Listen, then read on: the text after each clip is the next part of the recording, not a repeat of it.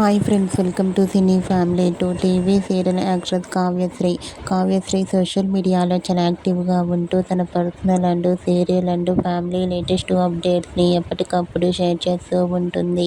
కావ్యశ్రీ చిన్ని సీరియల్లోనూ, జీవన తరంగాలు సీరియల్లోనూ, కన్నడలో మహాకాళి సీరియల్లో నటించి మంచి గుర్తింపును సంపాదించుకుంది.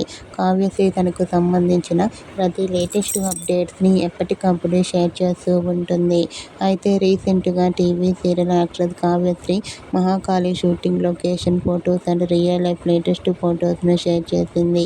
ఆ ఫొటోస్లో కావ్యశ్రీ చాలా అందంగా కనిపించింది.